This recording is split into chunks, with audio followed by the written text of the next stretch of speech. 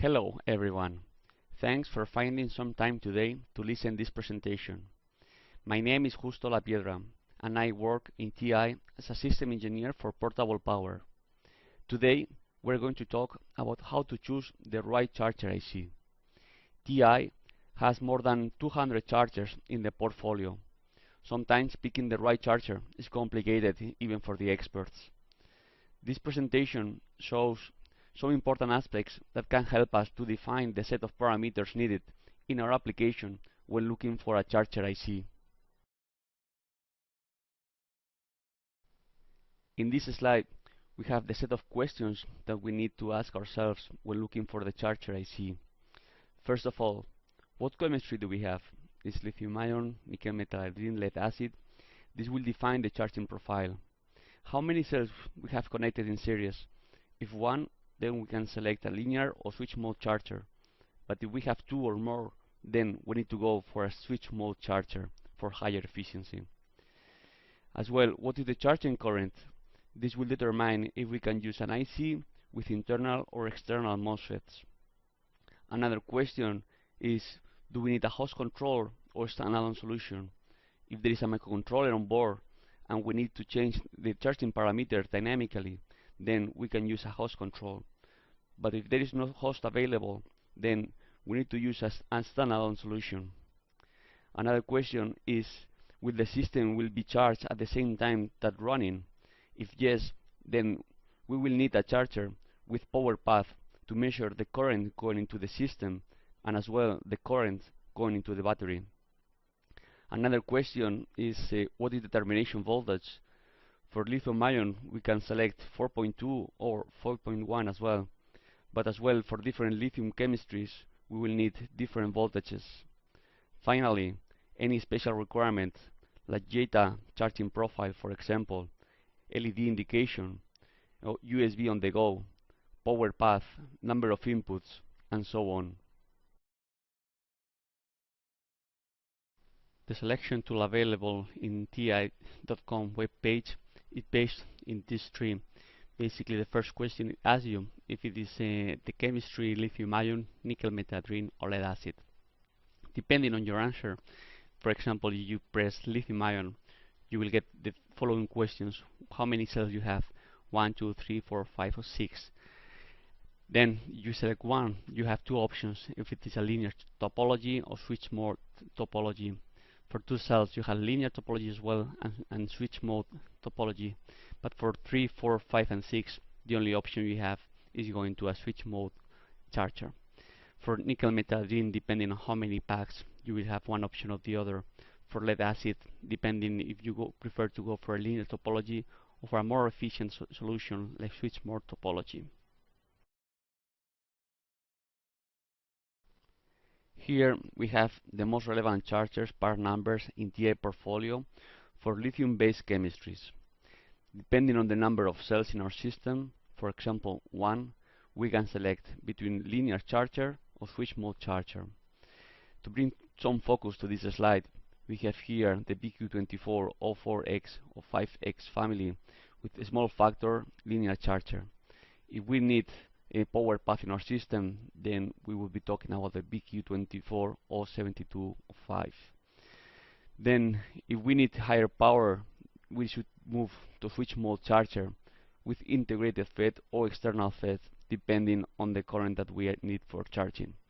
For example, the BQ24 170 or 72 is a standalone charger charging up to 4 amperes. If we need to go for higher currents, then we need to use external FETs. The standalone solution is the BQ24 6XX family. If we need host control, we will use the BQ24 7XX family.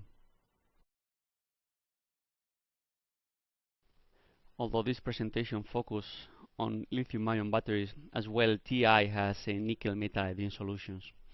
So when we are charging nickel metal hydride batteries, what we need to do is to apply a constant current into the battery. In order to detect when the battery has been fully charged, there are two different methods. One is when the voltage decreases, another one is when the temperature of the battery pack increases. In order to detect any of these two methods, we need to apply a current that it can vary approximately between 0.5 C, where C is the capacity of the battery, or up to 0.8 C. If we apply less current, this curve will be all flat, and it will be very difficult to detect when the battery has been fully charged. In this slide, what we have is the charging profile for lithium-ion batteries. What we have here is two main areas. The first one here in the middle is the constant current phase. The second one here in the right hand side is the constant voltage phase. So when the voltage of the battery of the cell is above 3 volts, we apply a constant current. Normally it's in the range of 0.7 C, where C is the capacity of the battery. If we want to charge faster, we can obviously increase this, but this will produce accelerated degradation of the battery and as well overheating, so we want to avoid that. When it reaches the voltage, that is going to be the termination voltage, in this case 4.2 volts, then we switch to constant voltage mode. We see here how the current is decreasing, and it will terminate charging typically when it reaches 0.1 C of the capacity of the battery. Depending on the chemistry we are using, if it is lithium cobalt, manganese, or lithium iron phosphate, they will have different termination voltages. So this 4.2 volts, it will be dependent on the cell that we are using. In this left-hand side of the plot, what we have is what happens when the battery is below 3 volts. We call that is a deeply discharged battery. In order to avoid damaging the battery, what we need to do is to apply a very little amount of current, typically 0.1 C. Then what we do is we wait until the battery voltage has recovered and is above 3 volts. If that happens, then we go into the constant current mode and then constant voltage. If that never happens, because there will be a timer that we will have to keep an eye on it, if the timer exceeds the set value, then what we need to do is stop charging and then inform the user that this battery is no longer usable. From the system point of view, we have here the charger and the USB or AC adapter. Sometimes it's needed to use a charger front end in order to protect the charger or any circuit that you can have connected here at this point. So, for example, one typical application is where we have a hot plug adapter, AC adapter. That means that the adapter is already connected to the mains, and we have here, let's say, 5 volts already. When we connect the adapter to the device, then we will see an overshoot like this, because we can model the AC adapter and the cable like an inductor with some resistor obviously and some capacitance.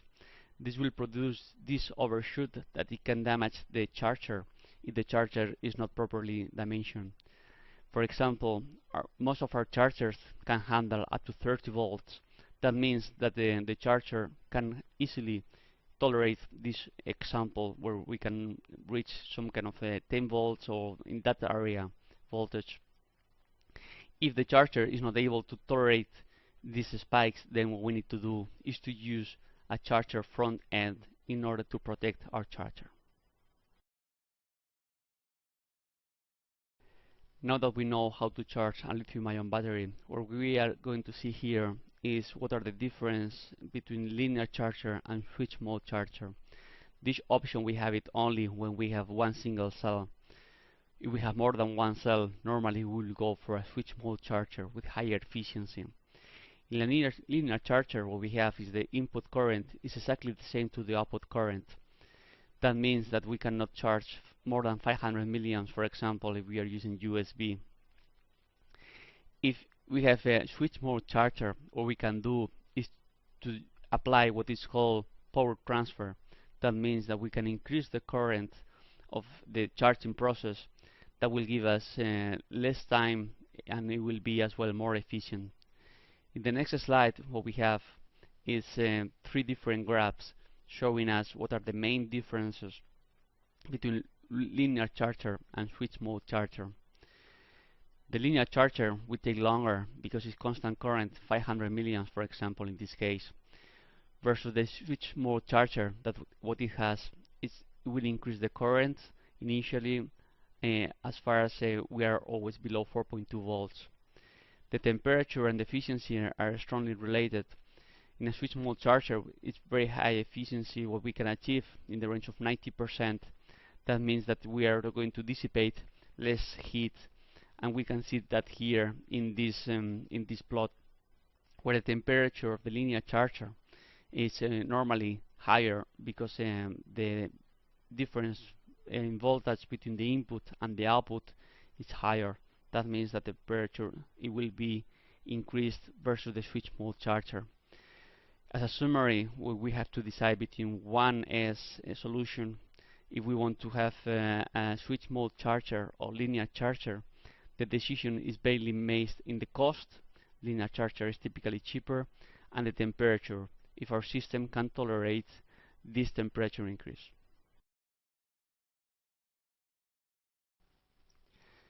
As a summary, when we have to decide between linear or switch mode charger, here we have in a written format what we have to think about. We will use a linear charger when cost, space or low noise applications are needed. It is cheaper, normally it's very small package in 2 by 2 millimeters and low noise. There is nothing switching there. One of the problems could be the power dissipation within the package. So if we will need to do kind of accurate measurements and calculations if our system is able to tolerate the linear charger. Normally we recommend for charging devices less than 1 ampere to go for a linear charger. Typically 500 milliamps would be kind of the maximum, 800 milliamps in some cases, no more than that. Taking into account what is the dissipation of this solution, depending on the delta voltage between the input and the output, it will be the efficiency proportional to this. So if we are going to have options or situations where the battery is going to be deeply discharged, then we need to take into account that we should limit the current in order to avoid higher dissipation. We recommend moving to a switch mode charger when, due to time constraints, you want to charge the cell in a fast way. Normally when we are talking more than 800 milliamps, more than 1 ampere, we should use a switch mode charger. Basically, as well, there's another situation, for example, where you have an AC adapter where the voltage is not well regulated.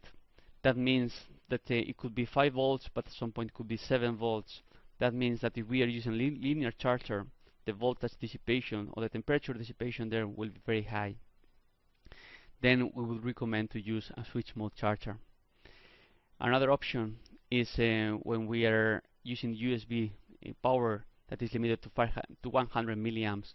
Then if we are using a switch mode charger, we can boost that current when we are charging a single cell lithium-ion battery. One good example of a linear charger that we have in our portfolio is the BQ24072. This charger with power path, you can select what is the limiting current in the input, if it is 100 milliamps, 500 milliamps, and as well you can limit the current externally with a resistor if you are using, for example, an AC adapter.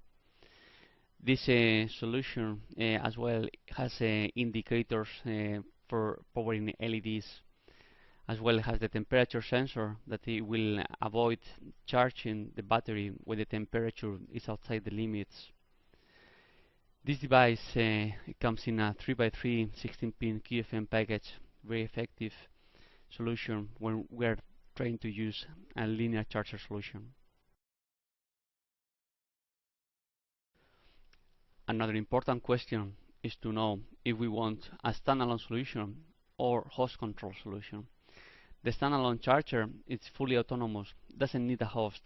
So the way to program all the limiting currents or timings are going to be using external resistors or capacitors. This device as well can give us all the information that we need using some GPIOs, and that will be the way to communicate if it is fully charged or it is charging or any other condition. While the host control, you can program all these parameters, charging current, timings, with using, for example, the I2C protocol. These chargers can allow the customer to do kind of specific programming of these devices accordingly to any other parameter. For example, if they want to implement data, we will see that in the next slide, then the customer can program what is the temperature where they want to charge and what current and voltage allowed depending on what temperature. Sometimes the host control charger doesn't have to be I2C or SMBus, could be as well with GPIOs. That means that you can enable sometimes this charger depending on some other conditions. You don't need sometimes a I2C or SMBus interface. An example of host control charger is the BQ24180. This device has an I2C interface where the host can control all the parameters that you want to use when charging a single cell lithium-ion chemistry battery. This device works at 3 MHz DC-DC converter with high efficiency, and as well tolerates high voltage inputs, as we said before. So perhaps you don't need to use a charger front end. It will save some cost there as well. Can charge up to 1.5 amperes for some applications, not only USB, but as well you can have an AC adapter, and as well high accuracy when regulating voltage and current.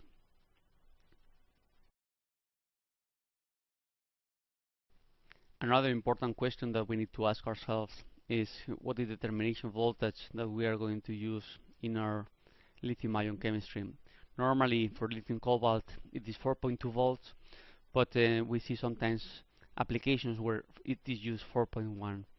Why that?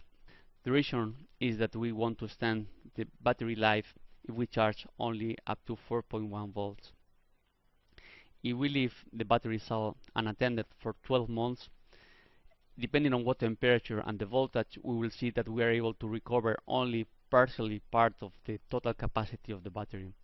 For example, at 20 degrees, if we charge at 4.2 volts, after 1 year, we are able to recover only 80% of that capacity.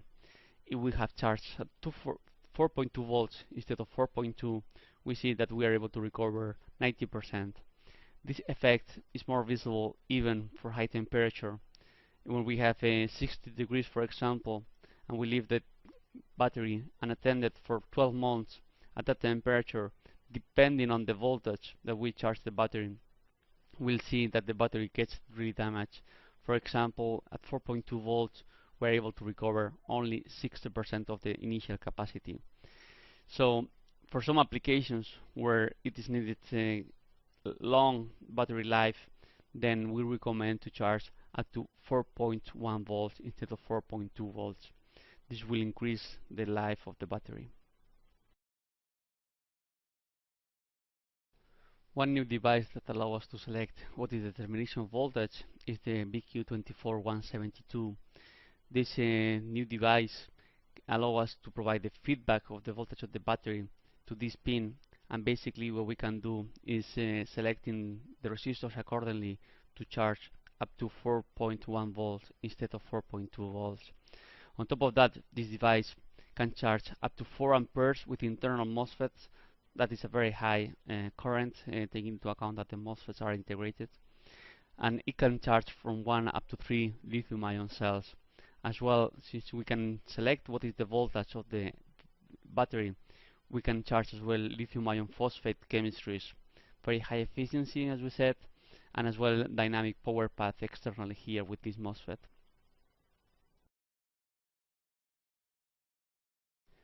Another important question that we need to ask ourselves is do we need to be JETA compliant or not JETA compliant? First of all, what is this? JETA means Japan Electronics and Information Technology Industries Association. Basically, this Japanese committee regulates what are the charging conditions for the battery packs. Depending on the temperature, we will see that we can apply different current. This is the typical profile, no JITA compliant charging profile. Most of the chargers are compliant with this profile. That means that if we are between 0 degrees and 40 degrees, then we can apply full constant current. But the JITA guidelines, what it tell us is that depending on the temperature, we will have to apply different voltage and different current for the battery. For example, if we are between 10 and 45 degrees, we can apply the constant current 1C, for example, 4.2 volts. But outside the limits, what we will need to do is decrease the voltage and as well decrease the current when we are charging the battery. Sometimes this can extend the battery life, and as well, not only that, we can charge higher temperature than the typical profile. Here, the typical profile terminates at 40 or 45 degrees, but for the JITA compliant, we can charge up to 65 degrees typically, but it takes into account that we need to charge at lower constant rate. For example, when we move to the lithium iron phosphate chemistry, these profiles can be even more complicated, but as well can be extended. For example, the lithium iron phosphate can charge down to minus 20 degrees or up to 85 degrees. These profiles can be easily implemented in a host control charger or as well in a gas gauge that you can control via host. What else might be needed in our application? For example, USB on the go. What is USB on the go? USB on the go is when you have, for example, two devices that none of them is a master. For example, a digital camera and, for example, a hard drive. Then when you want to transfer the picture from the camera to the hard drive, one of them will need to take the control of the communication. One should be the master. If we have none of the devices can tolerate USB on the go, then none of them will be able to start communicating. If we have a USB on the go, then the capability here is the device that is USB on the go will provide 5 volts to this pin, and then the USB port will be detected, and therefore the communication can start.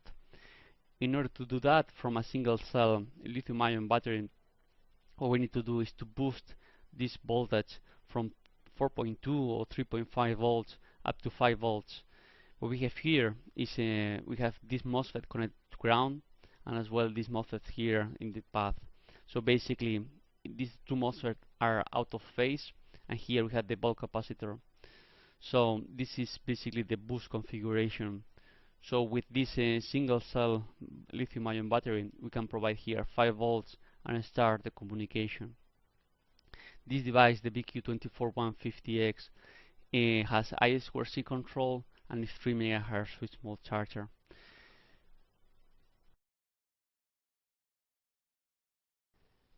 This slide and the following ones are talking about the power path management. This is very important when we want to keep constant voltage or current going to the system or the battery.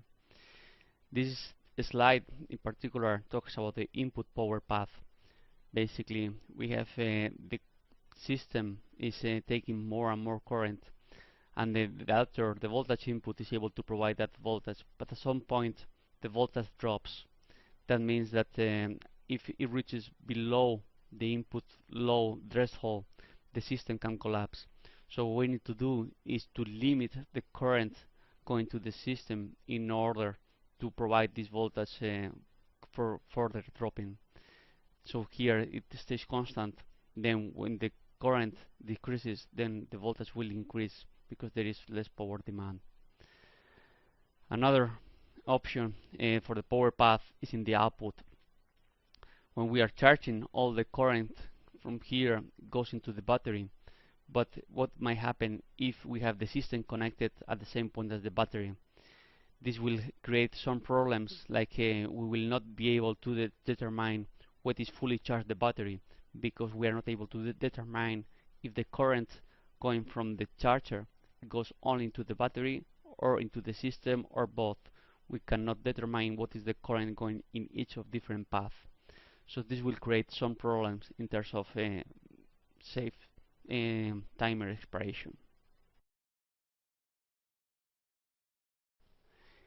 In order to avoid this, what we can do is to use power path management solution. So basically what we have here is two different paths, one going to the system and another one going to the battery. This way we can control what current is flowing in each direction and take actions based on this. So if we want, for example, to decrease the current going to the battery, we can turn off partially this MOSFET and decrease the current going here, giving more power to the system. If for some reason we need to completely cut the current going to the battery, then we can cut open Q2 and all the current going from the adapter, it can goes into the system. So this allows us to have independent control of the current going to the system and the current going to the battery. This is very beneficial, as I said, when you are using the system at the same time that trying to charge the battery. This will fix the problem that we were not able to solve before, when we are trying to charge the battery but we don't know if all the current is going to the cell or is going to the system. Let's see how the power path management works in a more graphical way. Here we have the current going to the system that suddenly demands more current. This, what it will cause is that current going to adapter, it will increase, but it has reached already the limit, so we should not pass this limit. Of course, we'll see that the voltage going to the system will drop, so then we need to avoid this. The only way to do that is to stop charging the battery at the same current that we were doing before. So then here is where the dynamic power path management kicks on, and then what we have here is that the current going inside the battery decreases. This method will be safe because then what we know is that the voltage here in this node will be always above what the system is needed. Then there is no voltage condition failure possible here in the system. Another important aspect is the supplement mode. This is relevant when the AC adapter is not able to provide enough power to the system. Then the battery needs to supplement the power coming from the AC and deliver all the power that the system is demanding. In this example, the AC adapter is able to provide only 900 milliamps, and at some point the system will require 1.2 amperes. Let's see this in the graph. Here what we have is the system is demanding 1.2 amperes. The current from the AC adapter is limited to 900 milliamperes, and what we see here is that the battery is giving up to 300 milliamps in order to complement the current coming from the AC adapter.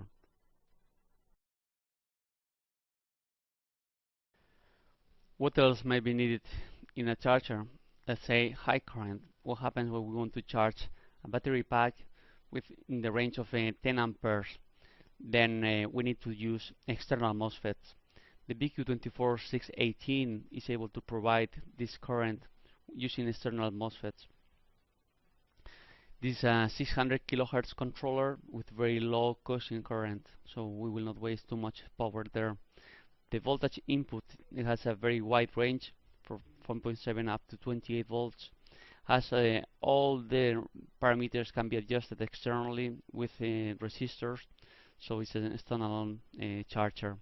Can charge from one single cell up to 6 cells, and it has dynamic power path. So basically this will be the solution we are looking at when looking for a standalone solution with high current charging. If what we need is a high current charger with host control capabilities, then we should be looking at the BQ24725. This charger you can see here is SON bus control. has external MOSFETs, power path, and also it has the capability to enable and disable the AC adapter.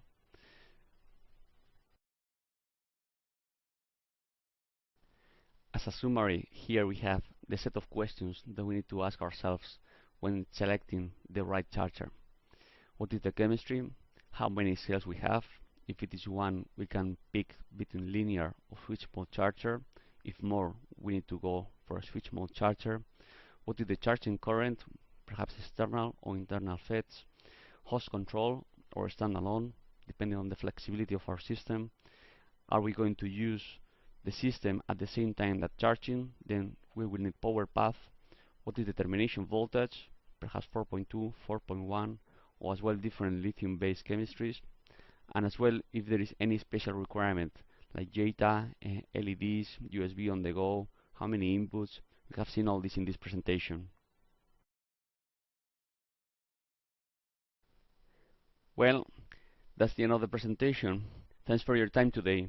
I hope you find the presentation useful, and I hope to see you soon again. Thank you very much.